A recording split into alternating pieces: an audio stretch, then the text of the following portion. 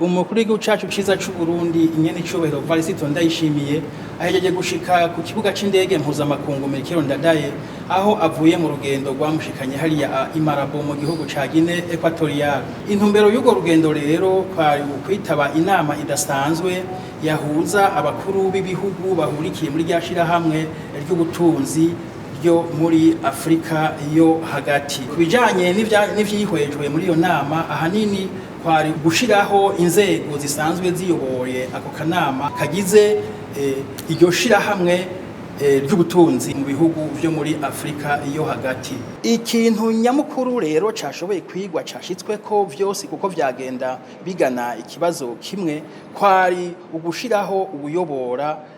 ako kanama. Uburundi rero bukaba bwasubiye gutashwa iteka ryasubiye gutaha i Burundi kuko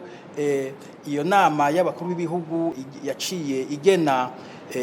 umushinga ntahe Ezekiel Nibigira akaba ari umuntu afise ubunararibonye mu vy'imigenderanire, akaba ari umuntu azi cane ivyo imigenderanire n'ibihugu vyo muri Afrika muri rusangi, ariko na cane n'ivyo muri iryo shirahamwe nyene ry'ubutunzi rihurikiwemwo n'ibihugu vyo muri Afrika yo hagati. Muri rusangi rero twovuga yuko urwo rugendo rwari urugendo rukomeye cane, twarahakuye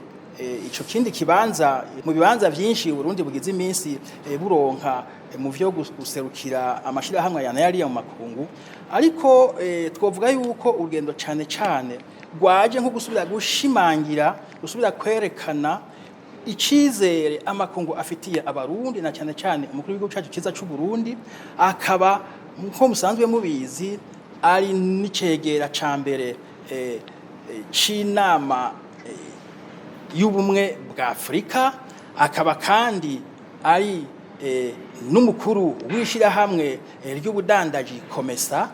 akongera akaba n'intumwa idasanzwe y'ubumwe bwa Afrika muri Sahel, akaba kandi yiswe umuhizi w'abahizi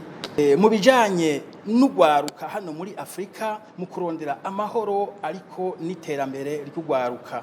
Nkuko mubizi kandi harazwi nk'umuntu w'umuhizi w'abahizi mu kugwanya ubukene biciye mu guteza imbere stata nkoramutima bisanzwe bifasha mu kugwanya inzara na cane uburimyi n'ubworozi.